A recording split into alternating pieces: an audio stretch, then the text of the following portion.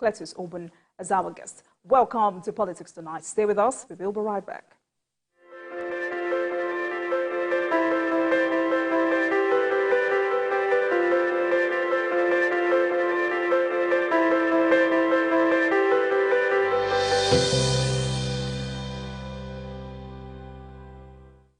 Welcome back, and thank you very much for staying with us. You're watching Politics Tonight, digging beyond the headlines. Now, let's begin with some developments in the polity.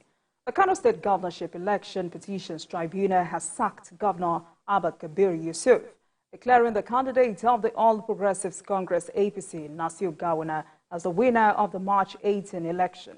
Governor Yusuf, who contested on the platform of the New Nigeria People's Party, NNPP, was declared the winner of the election by the Independent National Electoral Commission, INEC, after the poll in March. The three-man panel, led by Justice Oluyemi Akintosadebe, ordered withdrawal of the certificate of return issued by INEC to Governor Yusuf and directed a certificate of return to be issued to Gawuna.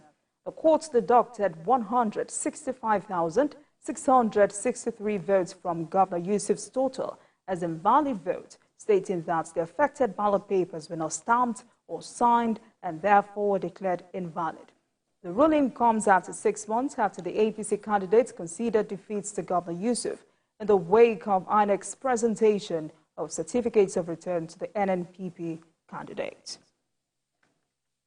Prior to what has happened, we inform our people that injustice may likely take place in this court. And we are appealing to our team supporters and the populace of Kano State that we are not taking it for granted. We didn't accept this judgment. We are appealing, definitely appeal will judge it better. Ballot papers were not signed, stamped, and dated. And the law says it shall be signed, stamped, and dated. So all these three must be there. Not two, not one. All the three must be there. And the court, of course, accordingly deducted these invalid votes from the votes of NNPP. After doing that, Nasir Yusuf Gawuna was declared the winner of the election. We thank our lawyers for the tremendous job they have done. And nothing, we'll just wait for the final judgment and the final paper. And then after getting our final paper, then they will quit. And we are coming to do the best thing we can do for the people. President Bola Tinubu is advocating global sanctions on companies and persons illegally smuggling arms and minerals in and out of Africa. President Tinubu's speech at the 78th United Nations General Assembly in New York also captured Nigeria's interest in business partnership with other countries of the world. TVC News State House correspondent Femi Akwande reports on the highlights of President Tinubu's speech at the UN. Just outside the United Nations headquarters, people are making their way inside. Ahead of President Bola Tinubu's speech to the UN General Assembly, his first address on the biggest global stage as the leader of Nigeria. Inside the General Assembly hall, President Bola Tinubu takes to the rostrum to deliver a broader message that transcends beyond Nigeria and cuts across Africa. He called for a crackdown on terror financing, economic sabotage, and illicit mineral and arms smuggling in the developing world. Our entire region is locked in protracted battle against violent extremists. And the turmoil, a dark channel of inhuman commerce has formed. At the same time, mercenaries and extremists with their lethal weapons and vile ideologies invade our region from the north. This harmful traffic undermines the peace and stability of the entire region. President Bola Tinubu is bold about his declaration that Nigeria is open for business and a promise of return on investment for multinationals willing to come in and explore the abundance of opportunities in the country. We welcome partnership with those who not mind seeing Nigeria and Africa assume larger roles in the global community. The question is not whether Nigeria is open for business. The question is how much of the world is truly open to doing business with Nigeria, and how African is an equal, mutually beneficial manner. Just like other world leaders, President Tinubu committed to the global climate action and pledged that Nigeria and other African nations will cooperate with the fight against climate change. But there is a caveat to this. African leaders will fight climate change on their own terms. Climate change severely impacts Nigeria and Africa. I also lament the grave loss of life in Morocco and Libya. The Nigerian people are with you. Please note that. African nations will fight climate change, but must do so on fair and just terms.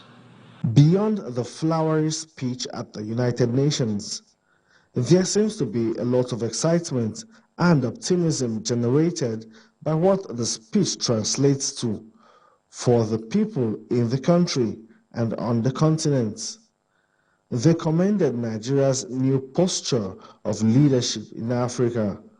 The coming days will be busy for President Bola Tinubu as he continues to push Nigeria's investment drive and fast-track national growth and opportunities. Femi Akonde, TVC News, New York.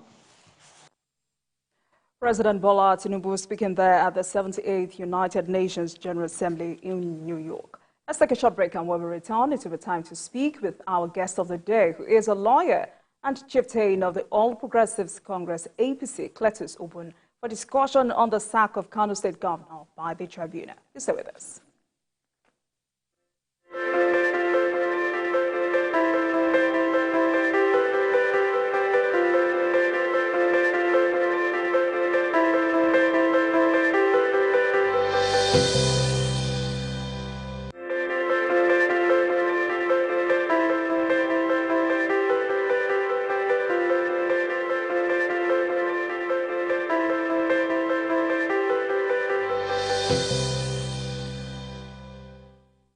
Welcome back. You're still watching Politics Tonight, digging beyond the headlines. Now let's get to our interview with the guest of the day.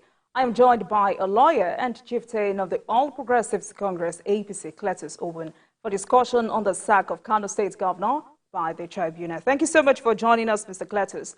It's good to see you again. Thank you for having me tonight. Before the lawyers will take me to the cleaners, I am not a lawyer. I'm an analyst. I'm a former lawmaker and an academic, a scholar. So just for the record, I am not a lawyer. Right. Thank you for joining us once again. So in the course of the program, we will be talking about other national issues.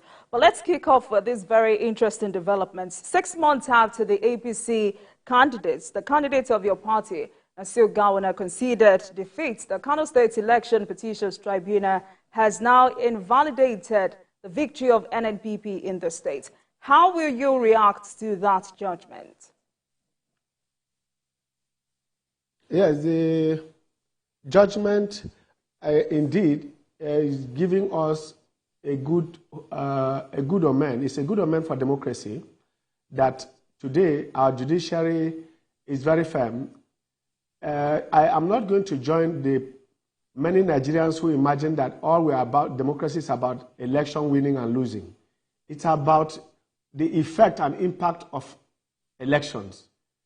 And today's judgment in Kano State only goes back to show that the people took a decision which was being violated. And the restoration of that decision by way of the judgment that comes from the tribunal is something to remember. Clearly, you cannot benefit from wrongdoing. That is what the tribunal has simply said. You cannot benefit from wrongdoing, given that the votes that were purportedly earned or ascribed to a candidate were not valid votes.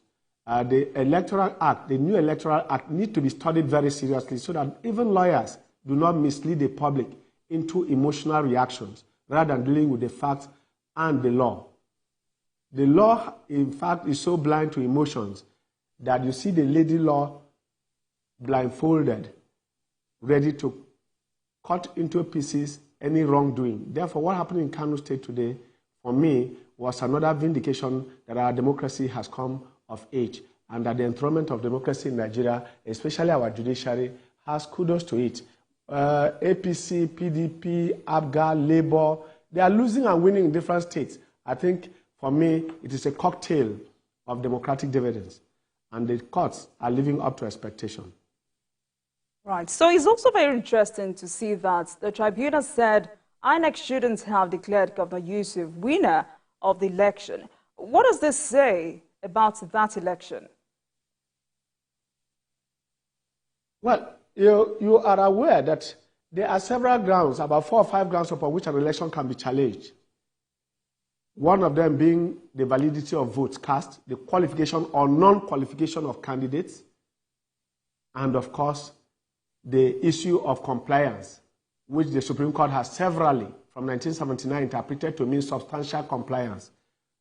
And in this case, there was no substantial compliance, having regard to the number of votes that were cast, the gap or the margin of winning. In this case, NNPP was supposed or was awarded or given 1,019,602 votes, and APC was given 892,705 votes. That made NNPP to lead with 128,897 votes. Now, upon inspection, as was demanded and requested, and the basis for the challenging of that election was the invalidity, that is, that some of the votes cast were not valid votes. And the vote upon recounting and examination by the trial court discovered that 165,663 votes neither had the stamp nor the signature of the presiding officer as required by the Electoral Act. That means you could have just picked a paper on the roadside and just print on it, and it becomes a ballot paper. What validates a paper and what makes a vote valid or invalid is the appropriate steps that are prescribed by the Electoral Act, read conjunctively with the Constitution of Nigeria, which gives INEC the power to even bring out guidelines.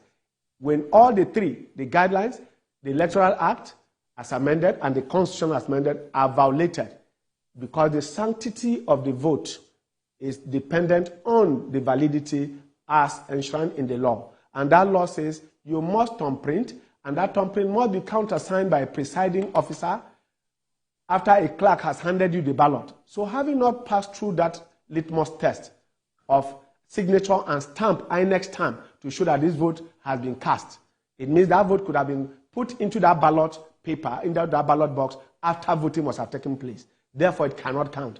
And so when they took away 165,663 votes, it left NNPP with 853,939 votes.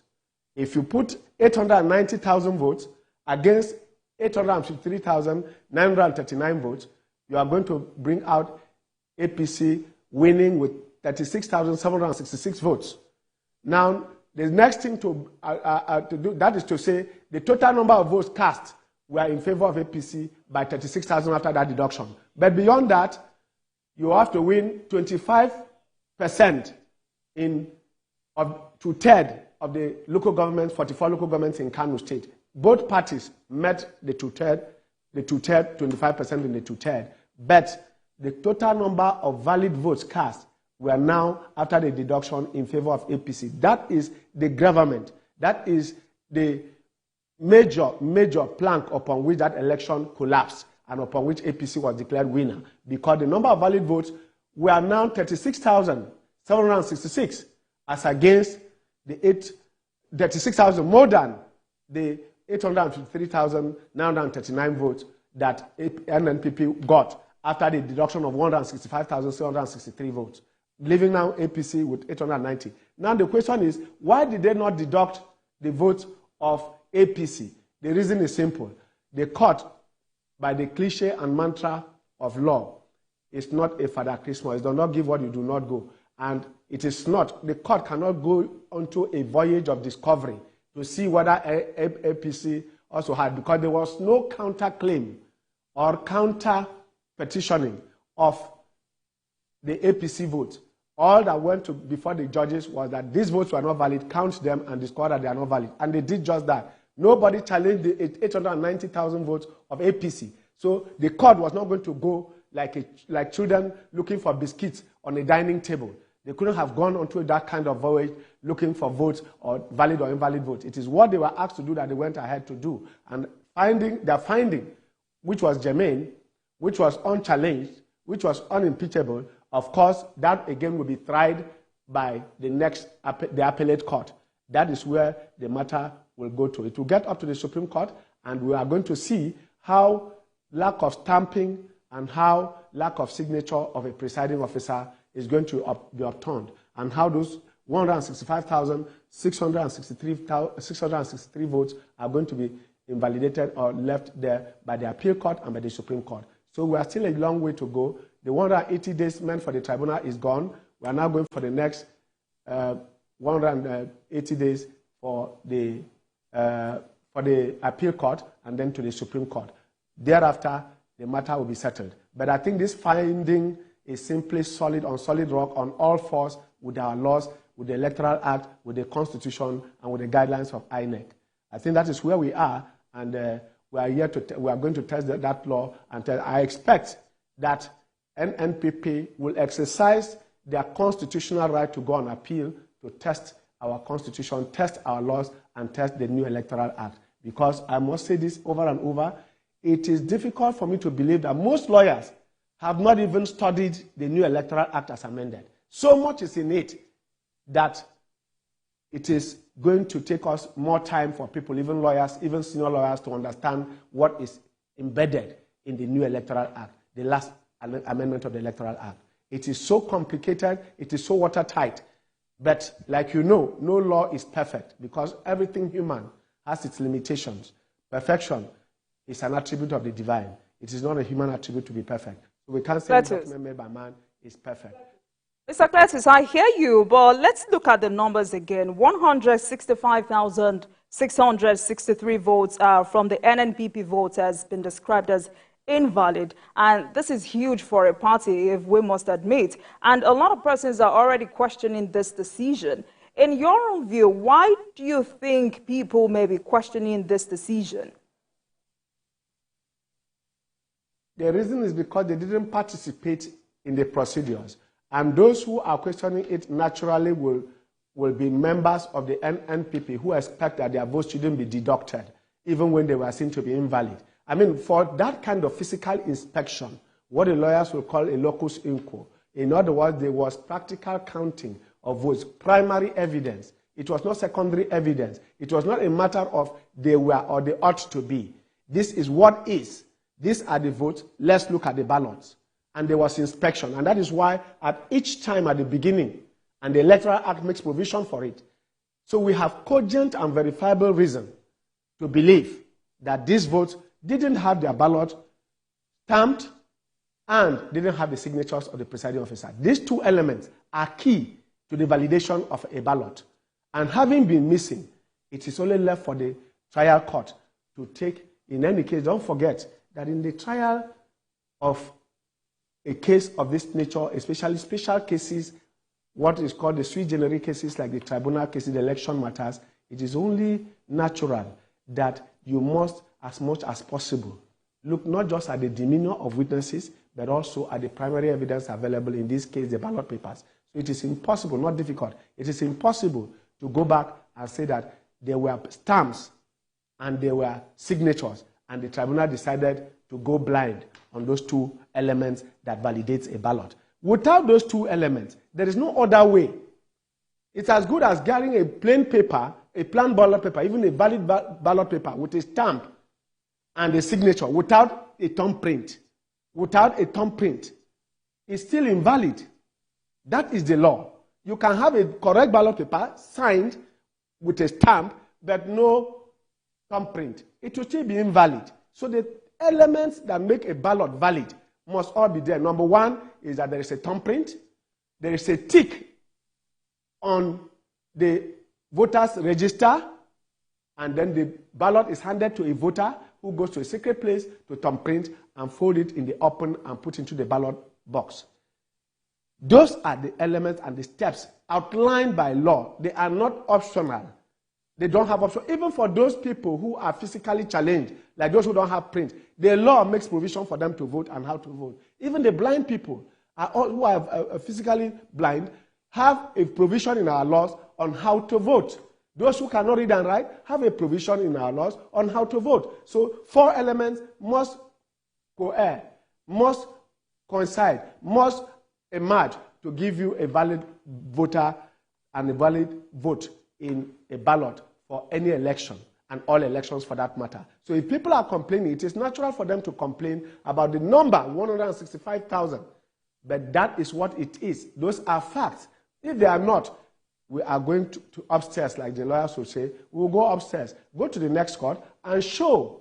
Of course, you are not going for a fresh trial. It is the same ballot you must tender. And of course, you are going to package that back to the appeal court to say, we are challenging this because this particular number of ballots were thumbprinted and the signatures and stamp were there, but the trial court... So now that the tribunal has delivered the letters... Physical evidence. Right. So now that the tribunal has delivered this judgment, but it's still a long way in the race. And as we speak, a 24-hour curfew has been declared in Kano State. How will you advise both parties to conduct themselves? Well, like we have all agreed here, this is not the end of the road.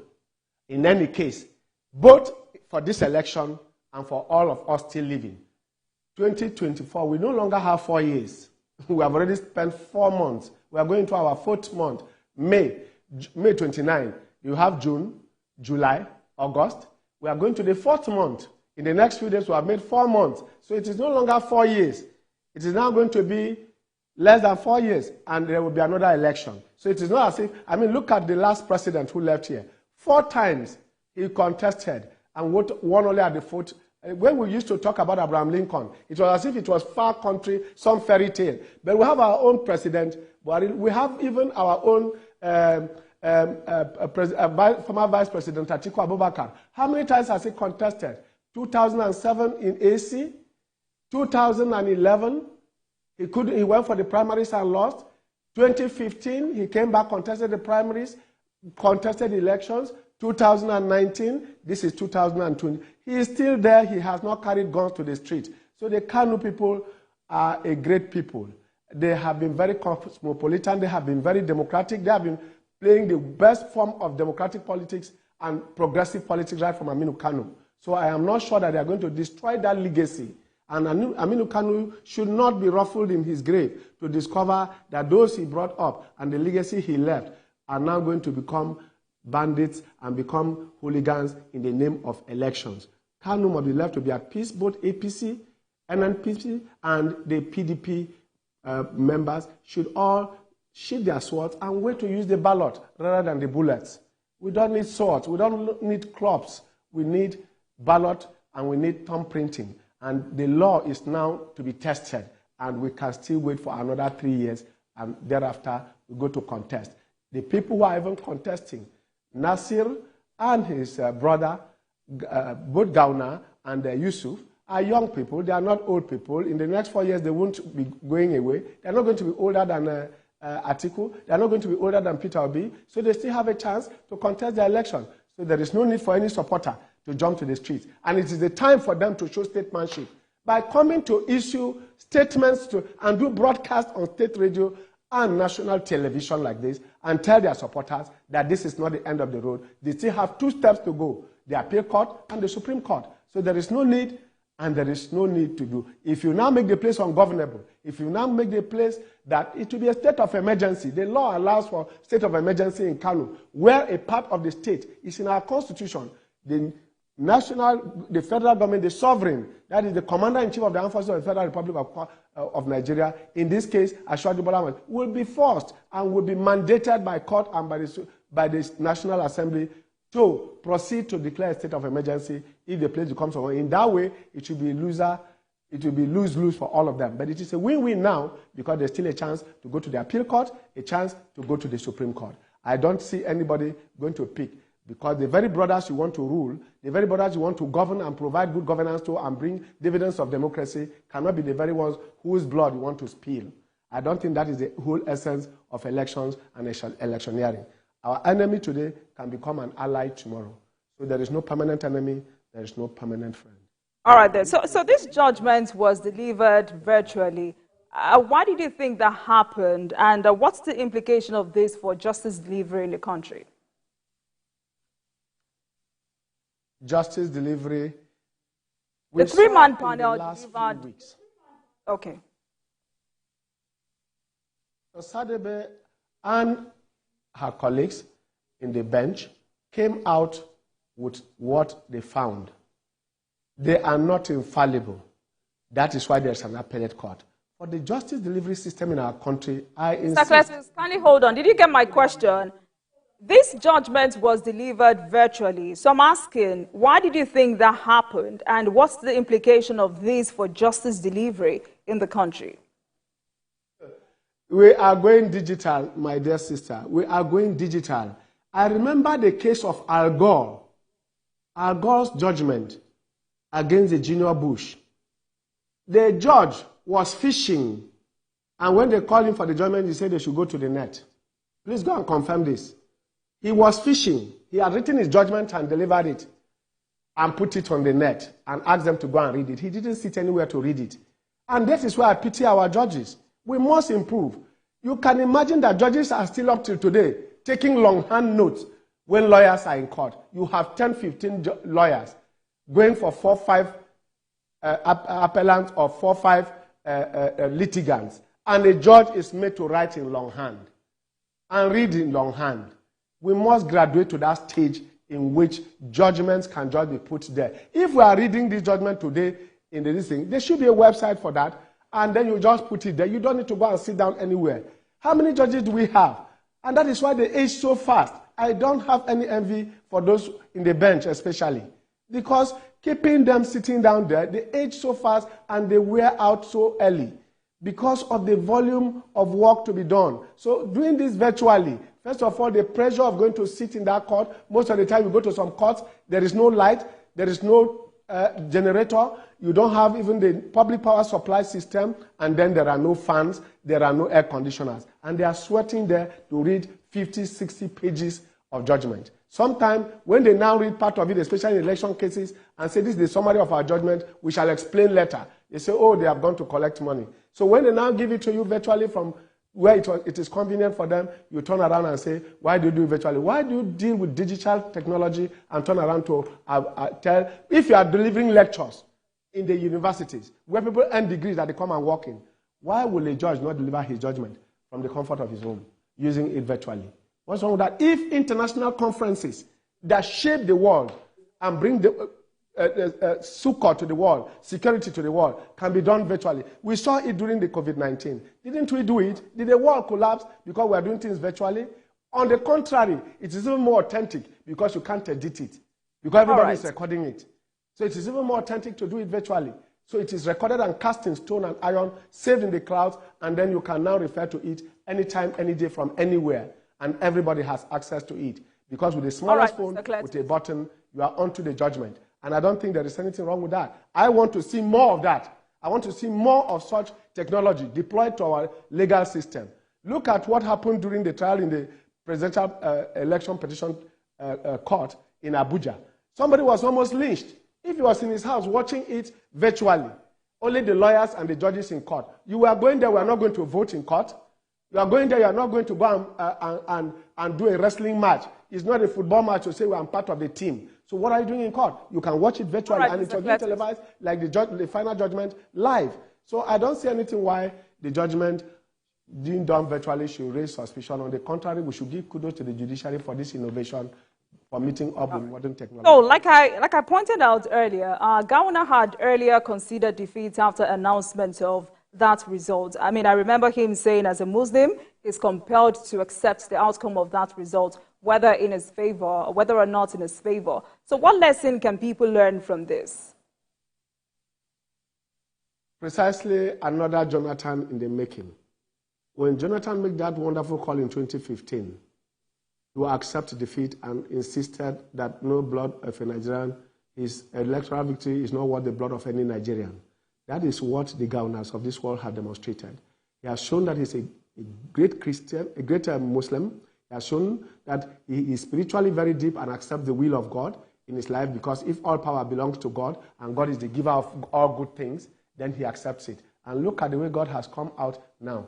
I expect that the followers and supporters of the NNPP who are gearing for war in Kano, after such a war of this nature is a war of attrition. It's a holocaust, a political holocaust. What you have there are going to be survivors. They are not going to be any winners, because the place will be ungovernable. So even if they give it to you, you too cannot, because no man living on this planet can claim monopoly of peace or violence. So it is only exemplary of Gowuna to do what he did. He is a replica and a reincarnate of the author of progressive politics in Kano State, Aminu Kano. I would like to see more of such young people come out to do elections, contest elections, and leave the will of the people to flow. And he never made any rancor about it, never went to the social media attacking judges. I'm happy also that even Abba Yusuf, who was sitting there, one of his commissioners was known to have threatened the judges, and he was removed on the spot. He didn't waste time, meaning that both of them are peaceful. Therefore, their supporters should follow suit. I have not heard that even the leader of that party, Kwankwaso himself, Engineer Kwankwaso himself, nor the leader of the ANPP, the national chairman of APC, Dr. Ganduje, I have never seen any of them in any ventrolic, in any hot exchange, or issuing orders, or doing anything that will threaten the public peace. Their followers should not, therefore, cry louder than the bereaved. Otherwise, it will be suspicious that it is not these people that they are supporting and that those are not their leaders. If a Dr. Ganduje, national chairman, could accept defeat and there was peace, I expect that Kano should be at peace by this time. So the curfew in Kano is timely, is proactive, is preventive. But we should have less of that. I want to see the governorship candidate of the two parties come out to address their supporters by tomorrow morning. I want to see them do that. So, I mean, over the years, our elections continue to be determined by courts. What's the implication of this for the country's democracy? And why should courts have the final say? Until the political class, now I speak as a political actor in this country. I am not going to speak here as an APC member. I speak now as a national, as a patriot. I love this country sufficiently, and I have maintained. In the last 5 years, I have not gone to any other country. I have remained here, not because I can't afford it. I have had conferences to attend in and out of here, even within African countries. I have told myself that I cannot be seen to be doing holiday anywhere. Anything that I want, any temperature can be here. The courts, until the political class and actors become less desperate and make politics a profession rather than a career or vocation, until they stop making it a profession. You cannot meet a man and you say, who are you? And you say, I'm a politician. How can a medical doctor be a politician? He's a professional in politics. I'm an academic. I'm a journalist. I am not a politician. I am a professional in politics. I teach in the university. I don't come here to come and start telling people I'm a politician. Until young people leave the universities and use their hands and their brains to add value to society and to community, then we are still going to have this level of desperation parading as political service. People telling you, you want to serve people, and they reject you in the ballot. You turn around and say the community must go down, the country must go down because they didn't accept you. When a messenger begins to force himself, there is a maxim in labor law. You cannot force a servant on an unwilling master. You cannot force yourself on the people you want to serve. If you begin to force yourself to go on a message nobody sent you, it is suspicious that that message, you are not a good messenger. You are going for that message for yourself, in your own personal, selfish, skewed interest. It is not in the common good. Therefore, the courts will continue to intervene, because if there was no law, we'll be living in a bestial state of nature where the violent take it by force. It is on account of this that society is ruled by rules, governed by governments. And that is why we say that outside God, the biggest element of control of the bestiality in man is government. Beyond the Almighty, who takes the final decision on all things, the next in command is government, not individuals. And that is why when you say that you will need to have strong institutions, that's a strong government, that all of us put together must hold the bestial man, must hold the animalistic man, the animal in us, and put it down to conform. Otherwise, you could as well, when people tell you that there's freedom to speak, freedom to say anything, to do anything. So can we say that it is, I have freedom to just pick up a knife or a gun and say that the only person I want to see to kill is an American? Any American I see, I must kill. That I have freedom to do that? Can I do that? Can any man say that? Can you say that because these people are not good people, the bookie people must always eat? So we have until the class, the political class, begins to conform. Imagine that political parties can't even obey their own rules and their own constitution. All right. So even Mr. Cletus, let's take a break. Like it happened in Imo, where you move the venue, like when you move the venue of a primaries to another place, and the Supreme Court of Nigeria tells you, for doing that, you can't contest election, and INEC and others manipulate the system to go and still contest. And when they call the... Mr. Cletus, let's take a break. And when we come back, we will look into other national issues. I've been speaking with Cletus Obun, a chieftain of the All Progressives Congress, tonight to discussing the sack of Kano State Governor by the tribunal and other national issues. We'll be right back.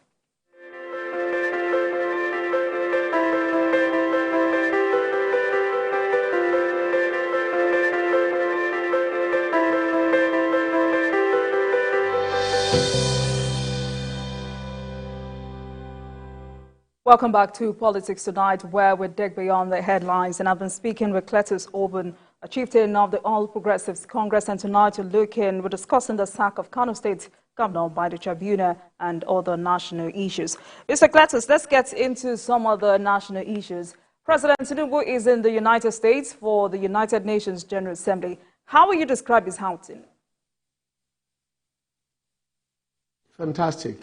When I listened to his address to the United Nations General Assembly, it was nostalgic, motivating, captivating, patriotic, so full of zeal for his country and the continent. And he spoke not just for Nigeria, but for the African continent and the black race. And I was so proud of him. I can tell you this over and over. I would like to listen to that speech, especially the concluding part of it, in which he asserted vehemently, proudly, that Nigeria wants to be partners, not beggars. Nigeria would like to give and not to receive. Nigeria would like to work with and not to work under. That is just to paraphrase most of what he said.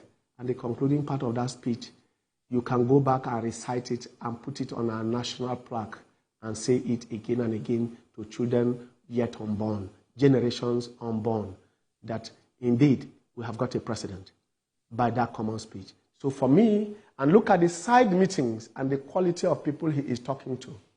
And when I see people just talking for talking's sake, just because they must critique, must criticize, just to be noticed, those attention-getting techniques must have to give way. I expect that we should be having more of solutions about how to bring our beleaguered nation, battered by external and internal forces from the areas of security to economy. We need to work on that.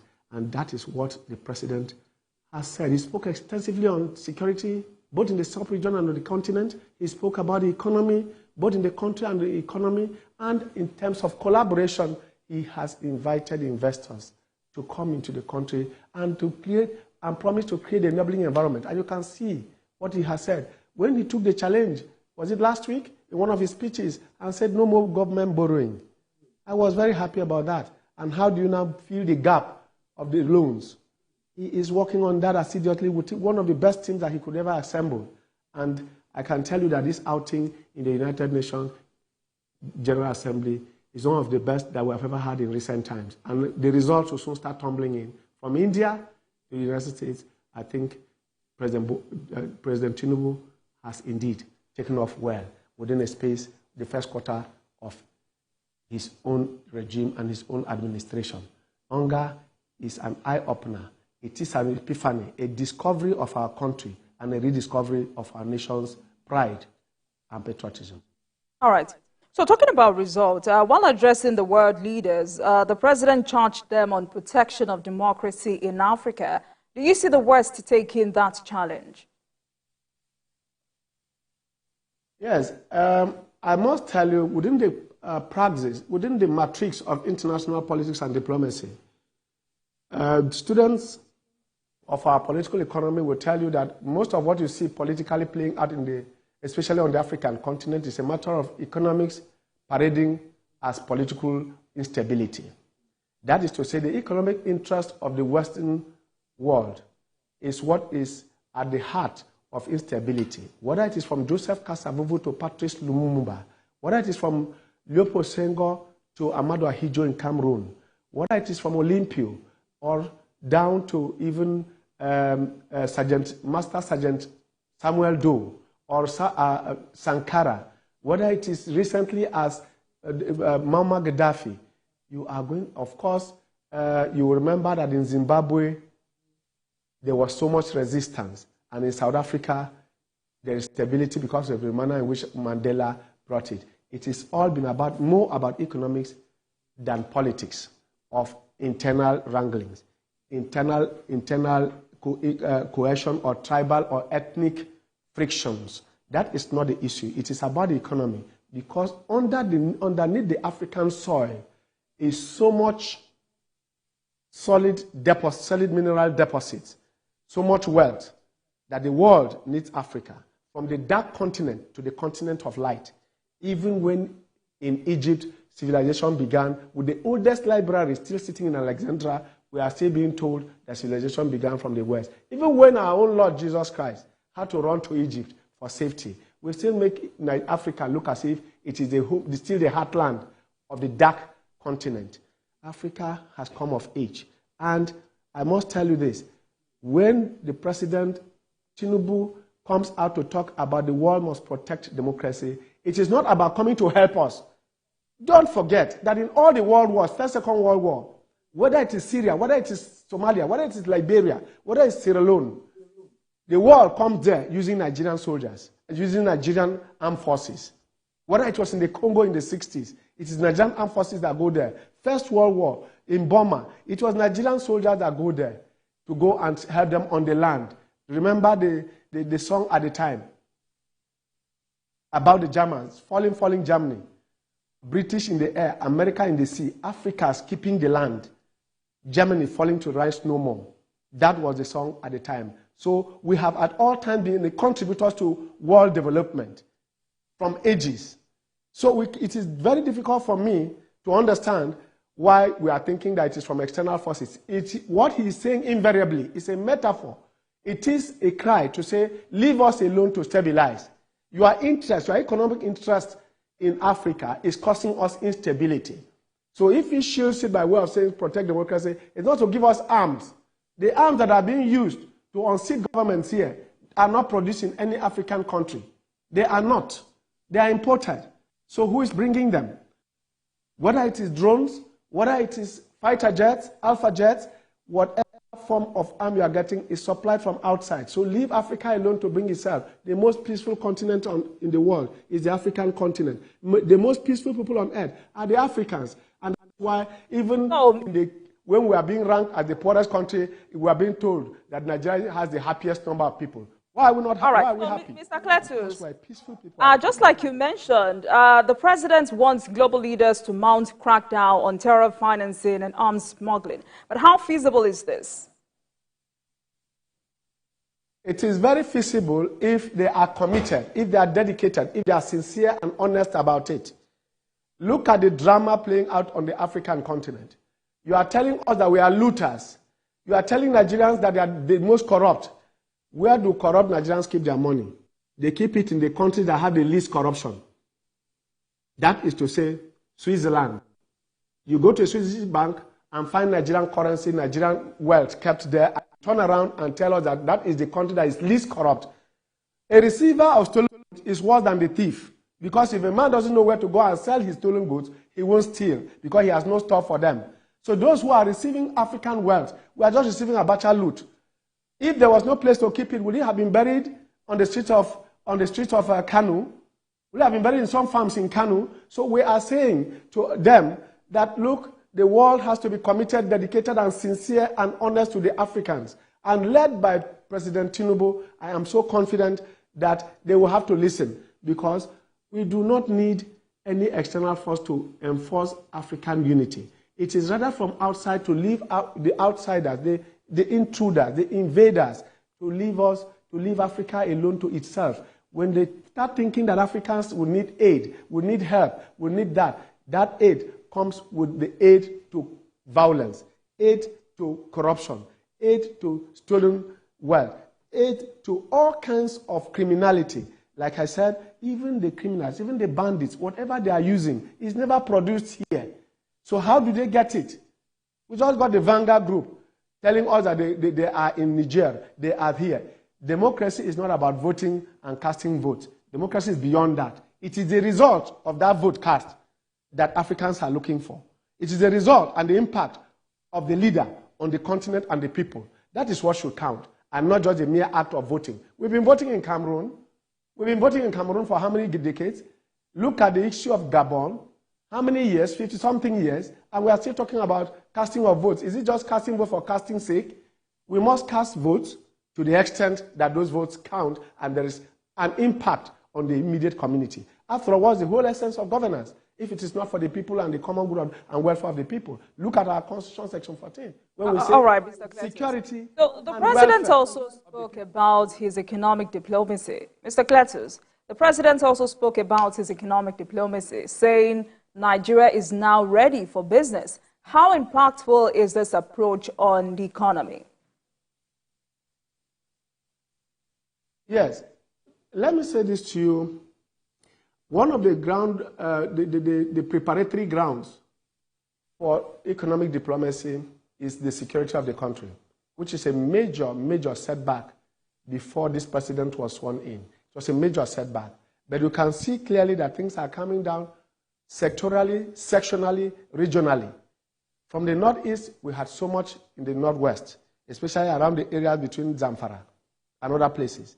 Today, the southeast, just 2 days ago, had another major crisis, which are pockets of things that are happening in a manner as if it is guerrilla warfare. It is not as rampant as we used to have it on a daily basis, bombings, sit at home and all that. So economic diplomacy can only thrive and investors can only be attracted to a peaceful environment. And I think the president has committed to it. 2, the ease of doing business. In other words, policy, fiscal policies that will enhance the investment, enhance investment in a country, in an environment such as our own. You are going to get a lot of investors coming in. But where the environment is hostile, where it takes you 2 years to get a license to do mining, where it gets, of course, don't forget that the last government freed the economy by trying to regionalize and make mining and such other things that were on the exclusive legislative list to go concurrent, such that the ease of doing business, the involvement of the regions, the states in this case, and of course the policy statements from the government, especially the present government in terms of its administrative ease from the regions, from taking away what used to exclusively be for the national to the state. You can now generate light from any state. You can now get into mining in any state with minimal restrictions. So if you have to establish an industry here, you can discover that in the last 3 years, you can use your phone and open and register a company on phone. Ben, how will you rate the president's outing at all of these international events, from ECOWAS to AU, G20, and now United Nations General Assembly? His shuttle diplomacy, his diplomacy in the last 3 months that he came into office. Don't forget that he was barely 30 days in office when he was elected ECOWAS. That's a vote of confidence. Thereafter, the Niger crisis erupted. See the diplomatic way in which he handled it, and it would have been worse than this, but tension has died, fantastically handled. He moves to India, and now he is in the United Nations. I can assure you that this president has extremely demonstrated capacity. He has taken bold decisions that before today were unthinkable. Look at his fiscal policies, look at his appointments, the service chiefs. He did not back down, and is not backing down. I'm aware that some people are complaining about the tilting. Nobody has complained about the quality of people that are in this government. All right. Thank you, Mr. Cletus. So before I run out of time, it's important for me to ask you this question. I mean, the last time you were here, you once accused your party of not always rewarding loyalty by members. Do you still retain this view of the APC leadership?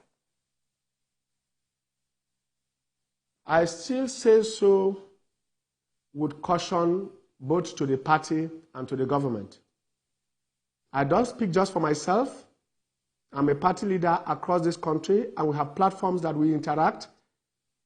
The feeling of party members, especially legacy party members, is still very strong, that they have about to be used and dumped.